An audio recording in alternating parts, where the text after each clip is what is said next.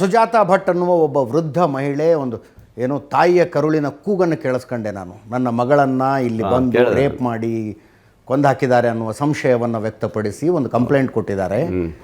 ಆಕೆ ಕೂಡ ಅಲ್ಲಿ ಇಲ್ಲಿ ಓಡಾಡ್ತಿದ್ದಾರೆ. ಅವ್ರ ಪ್ರಾಣಕ್ಕೆ ಏನಾದ್ರು ಹೆಚ್ಚು ಕಡಿಮೆ ಅದರ ಕಥೆ ಏನು ನೋಡಿ. ಆ ಅಮ್ಮ ಬಂದು ಹೇಳಿಕೆ ಕೊಟ್ಟು ಮಾಧ್ಯಮದಲ್ಲೆಲ್ಲ ಸೃಷ್ಟಿ ಮಾಡಿ ದೊಡ್ಡ ಮಟ್ಟಕ್ಕೆ ಚರ್ಚೆ ಆಯ್ತು. ಅದೂ ಬಂದಿದೆ. ಹೌದು ಅಲ್ವಾ? ಸೌಜನ್ಯ ಕೇಸ್ ಇದರಲ್ಲೂ ಸಹ ದೊಡ್ಡ ಮಟ್ಟದ ಹೋರಾಟ ಮಾಡಿದ್ದಾರೆ ಎಲ್ಲರೂ. ಅಲ್ಲಿದ್ದ ಜನ ಸ್ಥಳೀಯ ಯಾರು ಅಂತ ಗೊತ್ತಿಲ್ಲ. ಬಟ್ ಧರ್ಮಸ್ಥಳಕ್ಕೆ ಕೆಟ್ಟ ಹೆಸರು ತರುವಂಥ ಒಂದು ಪಿತೂರಿ ಒಂದು ಕಡೆ ನಡೆದಿದೆ, ಇಲ್ಲ ಅಂತಿಲ್ಲ. ಇದರಲ್ಲಿ ಭಾಳ ಜನ ಸೇರ್ಕೊಂಡಿದ್ದಾರೆ, ಇದರಲ್ಲಿ ಇಲ್ಲ ಅಂತೆಲ್ಲ. ಆದರೆ ಸರ್ಕಾರಗಳು ಗಟ್ಟಿ ನಿಲ್ಲಬೇಕು. ಸರ್ಕಾರ ಇವತ್ತು ಧರ್ಮಸ್ಥಳಕ್ಕೆ ಒಂದು ಹೆಸರಿದೆ, ವೀರೇಂದ್ರ ಹೆಗ್ಗಡೆಯವ್ರಿಗೆ ಒಂದು ಹೆಸರಿದೆ.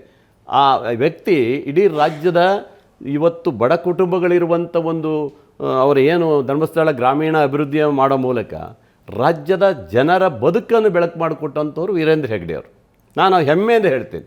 ಮೊನ್ನೆ ಶಿವಮೊಗ್ಗದಲ್ಲಿ ನಾವು ಅವರು ಒಟ್ಟಿಗೆ ಒಂದು ಪ್ರೋಗ್ರಾಮ್ ಮಾಡಿದ್ದೀವಿ.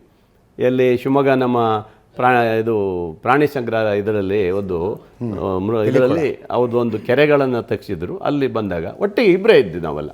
ಎಷ್ಟು ಚೆನ್ನಾಗಿ ಆ ಪ್ರೋಗ್ರಾಮ್ ಮಾಡಿದಾಗ ಅವರೆಲ್ಲ ಹೇಳಿದ್ದನ್ನೆಲ್ಲ ಕೇಳಿದ್ದೀನಿ. ಅಂದರೆ ಆ ಥರ ಭಾವನೆ ಇರುವಂಥ ಒಂದು ಸಂಸ್ಥೆ ಹುಟ್ಕೊಂಡಿದೆ. ಮತ್ತು ಆ ಧರ್ಮಸ್ಥಳಕ್ಕೆ ಎಲ್ಲ ಹಿಂದುತ್ವ ಇರುವಂಥ ಎಲ್ಲರೂ ಅದರ ಬಗ್ಗೆ ನಂಬಿಕೆ ಇಟ್ಕೊಂಡಿದ್ದೇವಪ್ಪ. ನಾವು ಸಹ ಅಲ್ವಾ, ಪ್ರತಿ ವರ್ಷ 2 ಸರಿ 3 ಸರಿ ನಾವು ಹೋಗ್ತೀವಿ. ಮೇಡಮ್ ಹೆಸರು ಹೇಳಿದ್ರು ಅಂತ ಭಟ್, ಸುಜಾತಾ ಭಟ್.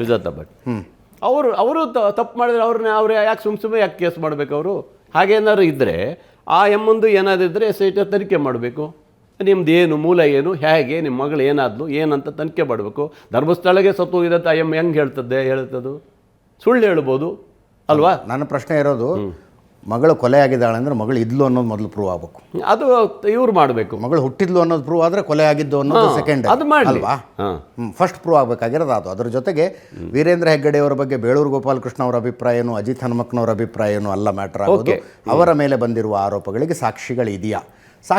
ಸಾಕ್ಷಿಗಳಿದ್ದರೆ ಅವರ ವಿರುದ್ಧ ಕ್ರಮ ಆಗಲಿ, ಸಾಕ್ಷಿಗಳಿಲ್ಲದೆ ಹೋದರೆ ವಿನಾಕಾರಣ ಆರೋಪ ಮಾಡಿದವ್ರ ಮೇಲೆ ಕ್ರಮ ಆಗಲಿ. ಅವ್ರನ್ನೂ ಸೇಫ್ಟಿ ಮಾಡಬೇಕೀಗ. ಎಸ್, ಆ ಎಮ್ಮ ಏನು ಕಂಪ್ಲೇಂಟ್ ಮಾಡಿದೆ ಆ ಎಮ್ಮನ್ನು ಸಹ ಸೇಫ್ಟಿ ಮಾಡಬೇಕು. ಈ ಕಿಡಿಗೇಡಿಗಳು ಏನು ಹೆಚ್ಚಿಗೆ ಮಾಡಿಬಿಟ್ರೆ ಆಮೇಲೆ ಧರ್ಮಸ್ಥಳ ಮೇಲೆ ಹೊತ್ತಾಕ್ಬಿಟ್ರೆ ಇವೆಲ್ಲ ಯಾವುದೂ ಆಗೋದು ಬೇಡ. SIT ಅವರು ಅದ್ರ ಬಗ್ಗೆ ಹೆಚ್ಚಿನ ಗಮನ ಕೊಡಬೇಕು. ನಾನು ರಾಜ್ಯದ ಮುಖ್ಯಮಂತ್ರಿಗಳಿಗೂ ಸಹ ನಾವು ಹೇಳಿದ್ದೀವಿ. ಅವರು ಸಹ ಹೇಳಿದ್ದಾರೆ ಧರ್ಮಸ್ಥಳಕ್ಕೆ ಯಾವುದಕ್ಕೆ ಇದಾಗಬಾರ್ದಪ್ಪ, ಅದಕ್ಕೆ SIT ಅವರು ಕೋರ್ಟಿಂದ ತಂದಿದ್ದಕ್ಕೆ ನಾವು ಹಾಕಿದ್ದೀವಿ ಅಂತ ಅವ್ರು ಹೇಳಿದ್ದಾರೆ. ಹಾಗಾಗಿ ಅದನ್ನು ಹೆಚ್ಚು ಒತ್ತು ಕೊಡೋದು ಬೇಡ, ನಾನು ಅಸೆಂಬ್ಲಿಯಲ್ಲಿ ನೆಕ್ಸ್ಟ್ ಚರ್ಚೆ ಮಾಡ್ತೀನಿ ನಾಳೆ ನಡೆದಲ್ಲಿ ಅಂತ ಹೇಳಿದ್ದಾರೆ.